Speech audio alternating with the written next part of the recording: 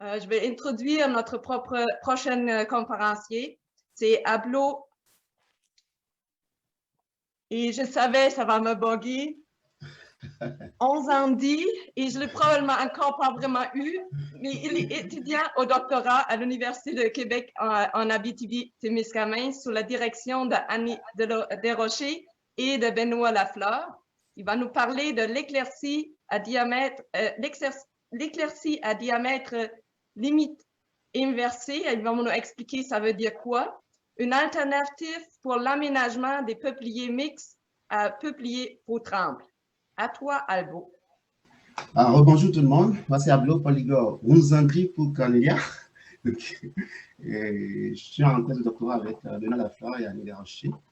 J'ai l'immense plaisir de vous présenter une partie de ma thèse intitulée Éclaircie à diamètre inversé, qui sera une alternative pour l'aménagement des peuplements mixtes à peupliers faux-trembles. Alors, pour nous situer un peu, nous sommes dans un contexte de peuplement mixte, je veux dire un peuplement avec des essences résineuses et feuillues. Et comme on sait, ces peuplements sont d'une importance écosystémique à ne plus démontrer à cause du fait qu'ils permettent l'accroissement de la biodiversité, ils permettent également l'augmentation de la séquestration du carbone et par ricochet, la diminution des effets des changements climatiques. Et aussi, ils accroissent également la productivité forestière. Le problème qui se pose avec ces genres de peuplements, c'est qu'il y a un certain nombre de défis parce que l'aménagement de ces peuplements nécessite qu'il faut prendre en considération les spécificités auto-écologiques et tempéraments de diverses essences constituantes. Et que ces défis sont d'autant plus accentués qu'il s'agisse de peupliers faux-trembles. Et pourquoi me diriez-vous? Simplement parce que le faux-tremble a quelques particularités et je vais juste en citer deux caractéristiques majeures, à savoir le fait que c'est une essence qui utilise le mode de drageonnement pour pouvoir se reproduire. Et ce drageonnement est sous le contrôle de deux hormones majeures qu'on appelle auxine et cytokinine.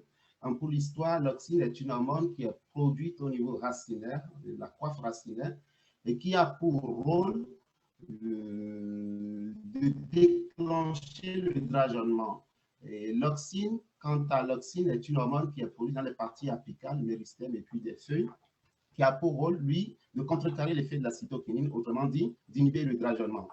Donc, la deuxième caractéristique majeure du peuplier faux-tremble est que le système racinaire de cette essence est un vaste réseau souterrain que se partagent plusieurs tiges, vivantes ou mortes, et à savoir le fait même que ces tiges-là se reposent également sur les nouveaux drageons qui les nourrissent, ces racines du moins, qui les nourrissent.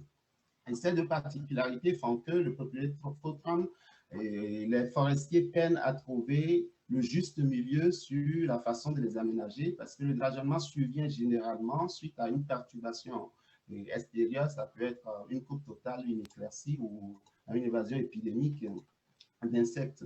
Donc, pour nous situer un peu, la trajectoire sylvicole classique utilisée pour l'aménagement des peupliers faux-trembles, encore une fois dans un contexte de peuplement mixte, après une coupe totale, on voit rapidement que le parterre de coupe est envahi par des drageons en abondance.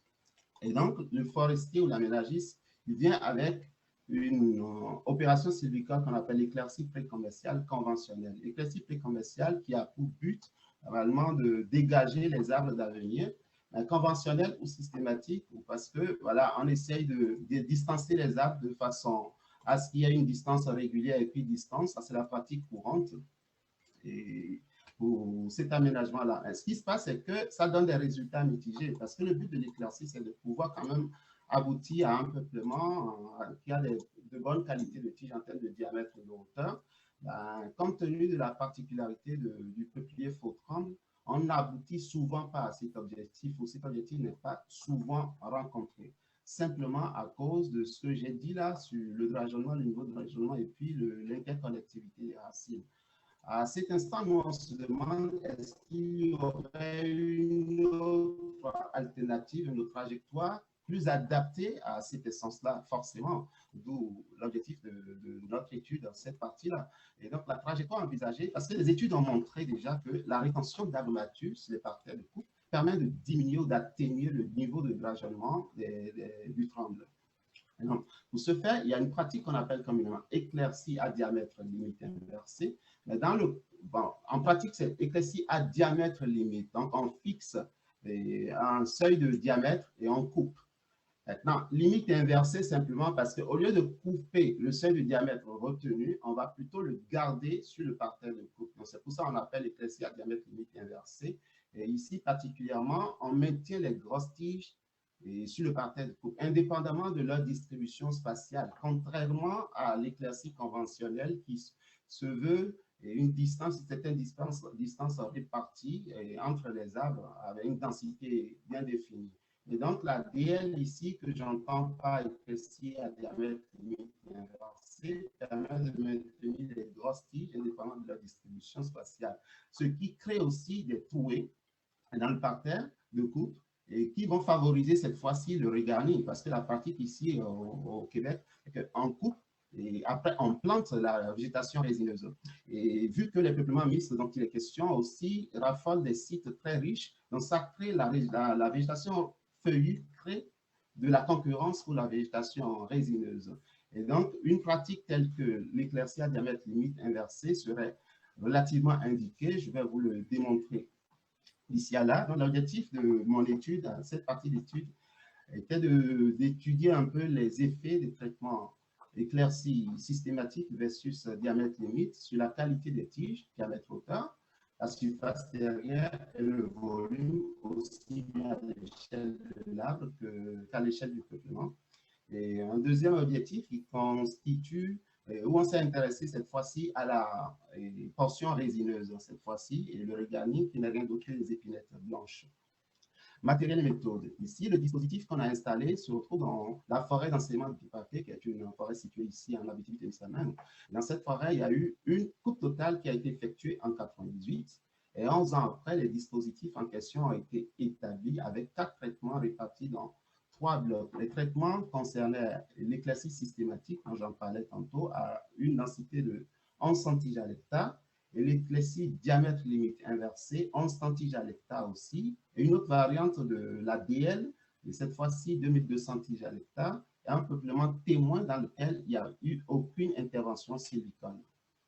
Alors, pour ce qui est de l'échantillonnage, dans chaque traitement, nous avons effectué des mesures de diamètre et de hauteur de tous les arbres commerciaux dans une placette circulaire de 500 mètres carrés. Et nous avons également placé 5 autres sous-placettes dans la placette circulaire de 10 mètres carrés où nous avons effectué des mesures des drageons et aussi de la végétation non résineuse. Ça, c'est des résultats que je ne présente pas ici aujourd'hui.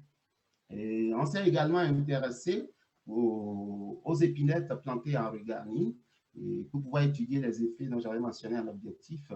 De même aussi pour la mesure des diamètres collés des hauteurs des drageons dont je parlais. Alors, comme résultat, pour l'effet des traitements sur le diamètre et la hauteur, là, on s'entend, je parle du peuplier faux-tremble. Et ici, j'entends comme contrôle et témoin. C'était ici ne veut pas dire coupe totale, mais plutôt thinning, éclaircie systématique. Pour dire conventional thinning en anglais, et DL1 qui est le diamètre limite inversé à 11 centiges et DL2 à 2200 tiges à l'hectare.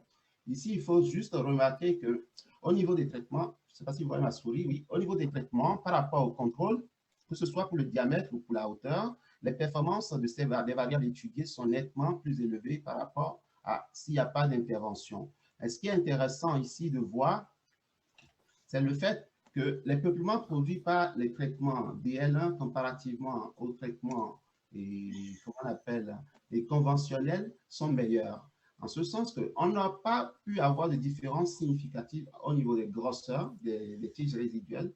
Mais au niveau des hauteurs, il y a une différence significative de 5% dans les peuplements à diamètre limite inversé comparativement au peuplement conventionnel. La même tendance a été observée au niveau de la densité et du volume à l'échelle des arbres, où on voit également qu'il n'y a pas de différence significative entre les deux traitements, c'est-à-dire systématique et diamètre limite inversé. Il en est de même à l'échelle, comment on appelle, à l'échelle du peuplement, où on voit pour les variables de peuplement telles que la surface, quel est le volume. Donc ici, on remarque qu'il n'y a pas de différence significative entre les traitements systématiques et la DL à 11 centiges à l'hectare. Ici, je rappelle toujours que la pratique courante d'un traitement ou l'aménagement des peupliers faux-trembles en contexte mixte consiste toujours à utiliser le CTI, c'est-à-dire l'éclaircie commerciale. Pour ce qui est des regarnis, ici, les regarnis ont été plantés dans les DL, aussi bien à 11 centiges à l'hectare, à 2200 centiges à l'hectare. Je disais que ce traitement créait des trouées et favorisait justement la plantation de la portion résineuse, histoire de pouvoir aboutir à une végétation et un peuplement mixte par la suite. Et ici, on remarque également que le taux de mortalité est relativement faible. Il n'y a pas de différence entre les deux traitements en termes de taux de mortalité et que les tiges se portent encore mieux dans le DL1 que dans le DL2. Tout cela nous ramène à conclure que la qualité des tiges, diamètre et hauteur, ainsi que le volume et la surface derrière des peuplements traités en diamètre limite inversé sont nettement supérieurs à ceux des peuplements traités en conventionnel. Et que de plus, la DL favorise les regarnis avec un faible taux de mortalité. Donc, en somme, comparativement à l'éclaircie systématique, l'éclaircie à diamètre limite inversé serait donc une alternative bénéfique à l'aménagement des peuplements mixtes à peupliers faux-trembles, simplement parce que la dominance apicale est garantie au niveau de ces peuplements-là par rapport à ce que j'avais dit sur la cytokinine et l'auxine, justement. En maintenant les grosses tiges en place, l'équilibre hormonal, cytokinine versus auxine est maintenu. Donc, la plante, les tiges résiduelles ont encore plus de ressources, non seulement allouées pour le maintien du système racinaire souterrain, mais aussi allouées pour le développement de ces tiges-là, d'où les bonnes qualités de tiges qu'on a pu observer. Et je vous remercie. Merci beaucoup. Merci. J'ai laissé évidemment quelques minutes supplémentaires parce qu'il fallut quand même laisser le joueur terminer sa présentation. Si tu peux enlever le partage d'écran parce qu'on est dans la période des questions. Je rappelle, les questions sont pour les 3 présentations aujourd'hui. Ça veut dire adresser vraiment celui qui veut poser une question. Comme Jean-Martin, je suis sûre qu'il veut poser une question. Il avait déjà levé la main pour la première, mais essayez de poser à tous les 3 candidats des questions. Est-ce que je commence avec Jean-Martin malgré que je ne vois pas encore la main levée? Ben, là, j'ai Léa qui est avant toi et Jean-Martin en deuxième.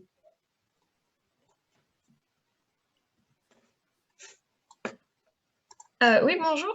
Moi, j'aurais une question pour Claudie Mode. Pardon, j'ai eu du mal à me souvenir de ton prénom. Écoute, d'abord, merci à tous les 3 pour votre présentation. Moi, je connais bien Ange-Marie et Ablo, donc ça fait plaisir d'avoir des nouvelles de leur projet. Puis, merci Claudie Mode, parce que, écoute, ton projet est très intéressant également. Puis, moi, j'avais une question. Tu as dit qu'il y avait des coûts additionnels à l'hectare pour récolter le petit bois, si on peut dire. Est-ce que ce coût additionnel, il est tamponné, si on peut dire, par le prix d'achat de ce bois, justement, quand ils vont aller le vendre à une usine de transformation en bois énergie, par exemple? Oui, ben merci Léa pour ta question, en fait. Contente que ça suscite l'intérêt. Présentement, c'est ça. Moi, je pense que je l'ai mentionné aussi, là, j'ai pas fait d'études de rentabilité, tout simplement parce que ça dépend de tellement de facteurs. Puis là, je fais un doctorat, puis je pense que j'aurais même pas assez de mon doctorat là, pour pouvoir entrer vraiment dans tout ça. Donc, c'est ce qu'on espère, en fait, que ça soit tamponné par le prix d'achat, par exemple, à l'usine.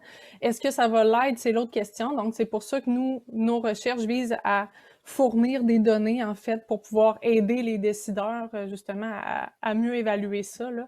Malheureusement, j'ai pas pu le faire, donc j'ai pas la réponse dans ce cas-ci. Je sais qu'il y a une étude de rentabilité qui a été faite dans le cas de la tordeuse et bourgeons d'épinette sur la Côte-Nord. Là, c'est les travaux de Mathieu Belland. Je crois que ça a été publié en 2020 dans la revue Energy.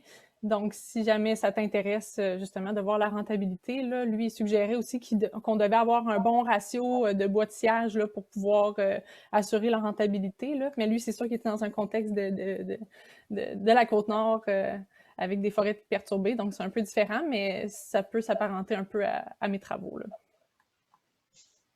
Merci beaucoup. Je laisserai la parole à Jean Martin, s'il vous plaît. Oui, ma question, en fait, j'ai une question pour chacun. Je vais commencer avec Pablo. Dans votre étude, avez-vous isolé l'effet de sélection, dans ce qu'on appelle en anglais le chainsaw effect, le fait que quand on récolte les arbres les plus petits dans un peuplement, on a tout de suite une augmentation instantanée de la taille moyenne des arbres, juste parce que par l'effet de sélection. Est-ce qu'on vous avez distingué cet effet-là de l'effet de croissance qui vient par la suite? Non, pas tout à fait. Je ne sais pas si mon micro est ouvert. Oui. Pas tout à fait. On n'a pas isolé cet effet. Par contre, ce qui a été fait dès le départ dans la mise en place de ces dispositifs-là, c'est que l'effet qu'on appelle en anglais le buffer, l'effet tampon. Approche-toi du micro, c'est dur à comprendre. Allô? C'est mieux. Oui, OK. Ben, merci pour cette question déjà.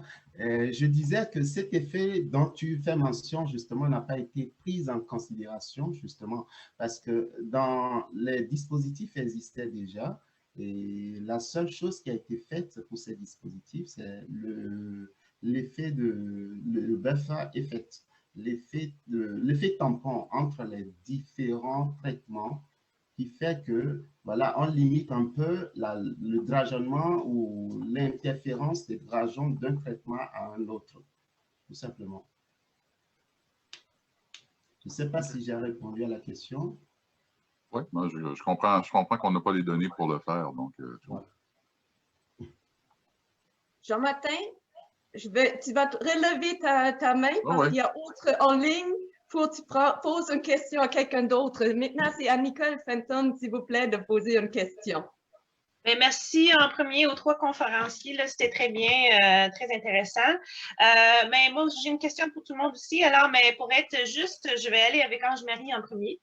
Ange-Marie, vous avez remarqué une différence dans le taux de décomposition entre le fibrique et le mnésique. Pourquoi tu penses? Entre le fibrique et le humique. Ah, humique, oui, c'est ça. Oui. Tout à fait. Bon, je pense que c'est dû au fait que dans le fibrique, au fait, comme la matière est fraîche, donc les micro-organismes sont plus actifs que dans la partie humique parce que le tissu s'est décomposé. Du coup, là-bas, c'est la partie profonde. C'est un milieu qui est très décomposé, donc du coup, il n'y a pas grand-chose à manger. Bon, okay. Voilà, donc du coup, il y a plus d'activité de microbienne en haut qu'en dessous. Penses-tu que ça pourrait être aussi lié à la gradient de température? On n'a pas pu avoir, en fait, on n'a pas pu distinguer l'effet de la température, malheureusement, voilà. Donc, on a mesuré la température, mais on n'a pas pu. Donc, notre hypothèse, c'était que, parce que d'abord, c'est en profondeur, donc du coup, là-bas, c'est un peu plus froid qu'à la surface, mais malheureusement, on n'a pas eu d'effet de la température, mais ça peut être dû à plusieurs. Peut-être parce que, je ne sais pas, on a 8 ans après cours, peut-être parce que aussi, on a pris la température de façon continue, puisque les sacs ont été déposés 3 mois, ensuite 16 mois, peut-être qu'on aurait pu mesurer, peut-être à des périodes un peu plus rapprochées, on allait avoir l'effet de la température. Okay. Donc, c'est un peu ça. Puis, il y a aussi la nappe phréatique, mais on n'a pas aussi vu de... Donc, ce sont les hypothèses qu'on s'était posées au départ, en fait. Oui. Ouais. OK, mais merci. Merci beaucoup. La prochaine, c'est Yann Boulanger, s'il vous plaît.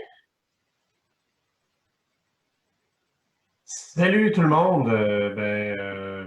Félicitations tout le monde pour votre présentation. Ma question s'adresse à Claudie Maude. J'aimerais comprendre, dans le fond, dans ton dispositif, ce qui variait surtout, dans le fond, c'était, si je comprends bien, beaucoup la densité des peuplements. C'est ce qui avait un gros impact donc sur les coûts qui étaient reliés à la récolte. J'essaie de comprendre, moi je ne connais rien en termes de machinerie de récolte, j'essaie de comprendre c'est quoi en fait qui fait en sorte concrètement que les coûts soient différents lorsque la densité varie entre les peuplements. Oui, bien salut, merci beaucoup pour ta question.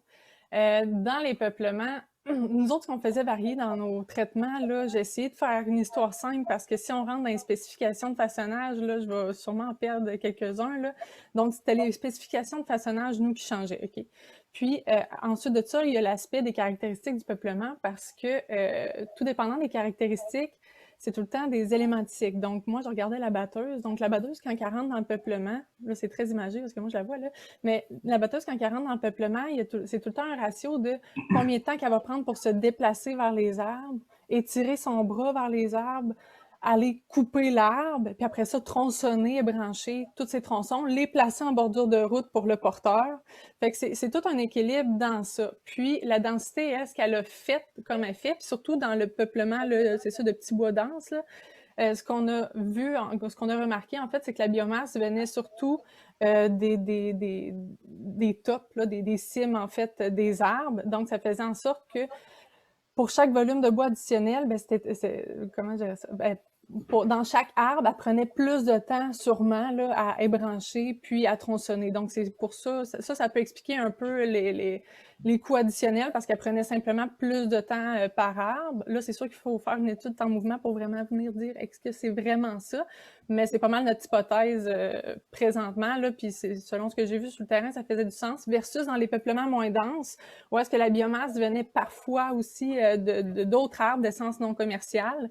Donc là, le ratio de déplacement de la machine versus le temps qu'elle coupe, lorsqu'on allait récolter comme la biomasse forestière et les autres produits du bois, ben ça faisait en sorte qu'on était capable de récolter plus d'arbres au final là, sur notre parterre de coupe. Donc c'est tout un ratio de où est-ce que la machine perd son temps là, dans le parterre. Je ne sais pas si c'était assez clair. Oui. Ben, comme ça me permet de pas mal mieux comprendre justement comment ça s'est produit dans les peuplements. Merci beaucoup. La prochaine question, on revient avec Jean-Martin qui a tout de suite levé sa main une deuxième fois. Oui, merci. Question pour Anne-Marie. Dans les ordres de grandeur, les pertes de carbone que vous avez constatées dans les premières années, les premiers 18 mois, dans quelle mesure ça se compare aux gains de productivité qu'on escompte à plus long terme pour les peuplements qui ont été traités de façon intensive? Merci beaucoup, Jean-Martin. Mais c'était ça, en fait, l'ouverture que j'avais apportée en conclusion. C'est que pour l'instant, on n'a pas encore intégré à la fois les gains en productivité, au fait, sur cette échelle-là. Donc, on a juste mesuré les pertes qu'on avait à suite de la décomposition, en fait, de la matière. On n'a pas intégré la croissance, au fait, des arbres. Donc, ça sera la suite, au fait, oui. Ça sera la suite de mon projet, oui. Je comprends qu'on peut pas on ne l'a pas mesuré dans le temps, mais est-ce qu'on a des projections, des ordres de grandeur pour ce qu'on attend comme augmentation de productivité pour les peuplements à maturité? Normalement, quand on parlait de productivité, c'est par rapport aux arbres, hein. Juste pour être sûr. C'est aux arbres? Je parle du système, en fait. Je parle du système. Donc, on a des pertes par rapport au sol, mais on fait la sylviculture intensive pour espérer d'avoir plus de productivité au niveau des arbres puis augmenter le réservoir de carbone dans les arbres. Oui. C'est de voir un dans l'autre, est-ce que, oui, on a plus de pertes maintenant, mais est-ce que globalement, on va avoir un gain, une captation supérieure ou non? Juste au niveau des pronostics, si on n'a pas de pronostics, ben, je comprends. Au fait, je ne voudrais pas trop m'avancer dessus parce que je ne vais pas dire des choses que je vais vérifier par la suite qui ne sont pas vraies parce que j'en ai fait beaucoup, des erreurs de jeunesse. Donc, mais je vais juste vous dire qu'au fait, il y a une preuve quand même de l'augmentation de la productivité des arbres après les préparations mécaniques. Mais je vais faire un peu plus, prendre du recul parce que la quantité de carbone qu'il y a dans le sol, on parle pas en termes de décomposition et de perte, la quantité de carbone qu'il y a dans le sol est nettement supérieure à ce qu'on a dans les arbres. Donc, mais après aussi, nous sommes dans les zones paludifiées. Donc, il y a aussi les mousses qui viendront envahir. Donc, il n'y a pas que les arbres. Du coup, ça nécessite quand même un peu plus de réflexion quand même. Ouais, je préfère rester prudente. Merci pour votre prudence. Merci beaucoup.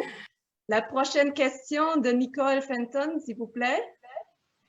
Merci Cornelia.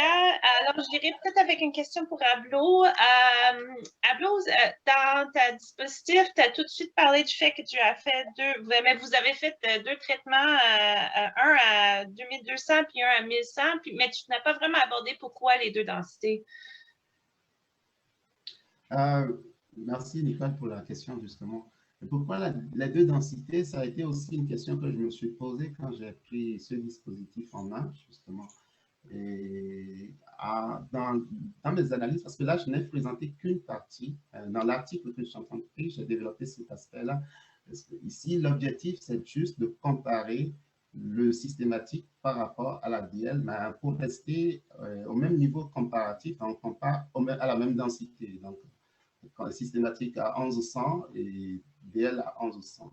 Maintenant, pour ta question en off, je dirais, pourquoi les deux densités? C'était aussi de pouvoir maximiser la productivité de l'autre côté aussi, parce que l'objectif de l'étude au départ, c'était l'amélioration de la productivité du tremble.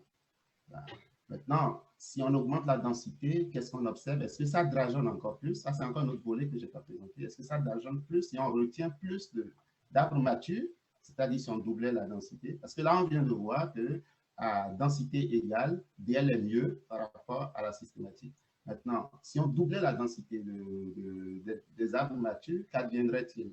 Donc, c'était ça, en fait, cet aspect-là. OK, merci. Oui. Merci. La prochaine question, Yann Boucher, s'il vous plaît. Oui, bonjour. Merci aux trois présentateurs, c'est excellent. On a vu, Claude Dimond a évalué un petit peu le coût de chacun de ces traitements là, dans son dispositif. Puis, Ablo et Ange-Marie, est-ce que vous avez une idée là, un petit peu là, du coût supplémentaire là, par rapport au traitement usuel de votre traitement? Parce qu'on le sait, hein, le nerf de la guerre en foresterie, souvent, c'est les coûts associés au traitement. Puis, est-ce que vous avez une idée de ça, là, Ange-Marie, et peut-être débuter, puis ensuite Ablo? Merci beaucoup, Yann. Je n'ai pas vraiment d'idée claire en termes de coût, mais je sais que les préparations mécaniques, c'est beaucoup d'argent. Et que si on décide de faire la préparation mécanique, il faut qu'on soit quand même assez sûr que ça sera efficace. Il y a des études qui ont montré, par exemple, c'est vrai, là, je parle de préparation mécanique comme potentialité et tout ça, mais les études qui ont montré que, par exemple, à un certain niveau de palidification, les préparations mécaniques n'ont plus d'impact au fait. Donc, c'est vrai ça montre qu'il y a beaucoup d'aspects à prendre en compte. Ce n'est pas que la mesure du taux de composition qui dira, oui, c'est le top des tops comme pratique silicole, mais il y a beaucoup d'aspects à prendre en compte. Il y a des zones qui ne seront pas adaptées, et puis ça demande beaucoup d'argent. C'est tout ce que je peux dire. Ouais. Merci. Oui, en ce qui concerne, pour les éclaircies, je dirais que quand tu parlais de coût, c'était plutôt le côté économique. Donc, il y a aussi le coût écologique aussi, et le coût environnemental pour ces dispositifs-là. Sur le plan économique, déjà, je vais m'avancer là-dessus. Et ça doit être moindre par rapport à la systématique, tout simplement parce que systématique, on repère juste certaines tiges et puis on commence à couper de l'autre côté en termes de ressources, en termes de personnel. Alors que dans une DL, classiquement, on sait déjà les grosses tiges. Et là, tout ce qu'on a à faire, c'est de couper tout ce qu'il y a autour. Donc, le déplacement est moins parce que c'est indépendamment de la distribution spatiale. Maintenant, dans le deuxième volet de ma thèse, j'aborde comment couper, en fait. Ce volet-ci, c'est comment éclaircir les peuplements de tremble. De l'autre côté, c'est comment couper tremble. Après une coupe totale, comment couper pour pouvoir optimiser ce rapport rajonnement et productivité. Merci. On a encore deux questions. Je sais, normalement, on est déjà en pause, mais quand on a une petite retard, on va quand même accepter les dernières deux questions. Gabriel Boilard. Boilard, probablement pas correctement prononcé. C'est bien. J'avais une question pour Ange-Marie.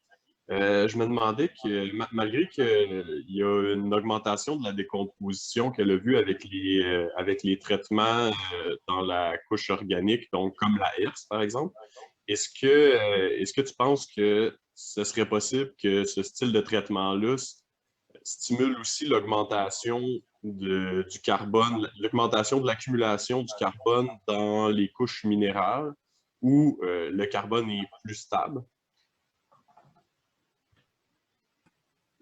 Merci, Gabriel. Avec nos données qu'on a eues, on n'a pas eu de différence significative dans le carbone, dans le sol, dans les trois traitements. Donc, en me basant sur ça, je peux dire peut-être qu'il n'y a pas eu d'augmentation d'accumulation de carbone dans le sol minéral. Mais les articles qui ont montré que, bon, apparemment, pour nous, c'est peu probable parce qu'on est quand même dans des zones assez plates, mais qu'il y a des infiltrations, en fait. Puisque les préparations mécaniques vont remuer au sol, donc ça va favoriser, en fait, l'infiltration du carbone dans les zones plus en profondeur. Mais mes données n'ont pas permis de mettre en évidence plus d'accumulation de carbone dans la zone, dans la partie minérale du sol. Il n'y a pas eu de différence significative avec mes données. Merci. Merci beaucoup. Albo, est-ce que tu pourrais juste fermer ton micro parce que je pense qu'on a une petite résonance. Et la dernière question, c'est Brian iPad. C'est quand même spécial comme nom de famille. Oui, salut, bonjour Cornelis. Oui, Brian iPad, oui, en étant retraité, c'est pas mal mon nom de famille maintenant. Si j'avais le temps, je répondrais à Jean-Martin, Nicole et Yann aussi. Mais je vais juste poser une question à Blo. Dans ce dispositif-là, il y a eu un effet inattendu de l'éclaircie, que ce soit classique ou à diamètre limite, et c'était le repousse de compétition arbustive, particulièrement par la Suspicatum erablii. Je me demande, est-ce que tu regardais ça et est-ce que ça pourrait être une source de compétition importante pour, entre autres, l'épinette blanche regardée? Merci, Brian, pour la question, justement. Comme je disais tantôt, au fait, il y a eu plusieurs aspects dans cette étude qui sont sous étude. Et effectivement, dans le dispositif que j'ai présenté, j'aurais parlé des sous-placettes de 10 mètres carrés. Dans ces sous-placettes de 10 mètres carrés orientées dans les 4 points cardinaux au sein de la placette centrale, justement, l'inventaire a été fait, l'inventaire de tout ce qui est végétation non commerciale. Et c'était beaucoup plus la dominance d'érable à épis. Actuellement, je suis en train de vérifier, de voir s'il y a un lien entre l'abondance de cet érable à épis par rapport déjà au rendement qu'on a en termes de grosseur. D'un autre côté, un autre volet consiste à voir quelle est l'abondance des érables à épis. Est-ce que l'effet de l'abondance des érables à épis influence d'un point de vue et rendement au niveau des rugani d'un côté, et de l'autre côté, la présence d'un tremble mature à côté, est-ce que ça influence le drageonnement et tout ça en lien avec les érables à épis, effectivement. Mais il n'y a pas que les érables à épis, il y a aussi le cornelure, cornelia ou COC, CLC, je n'ai pas les noms spécifiques en tête. Toute cette végétation-là a été échantillonnée pour pouvoir approfondir plus cette question-là. Merci beaucoup. J'aimerais pour tout le monde qui était dans la salle applaudir à nos 3 conférenciers. Et j'ai adoré la discussion très animée. Regardez vos applaudissements. Appréciez-vous votre présentation aujourd'hui. Et je vous invite à votre pause. Et n'oubliez pas, à 10h30, ça continue. Bonne journée et bonne colloque. Merci beaucoup pour l'animation. Merci à tous, puis merci Cornelia pour cette excellente animation. Merci. Merci Cornelia. Merci à vous tous.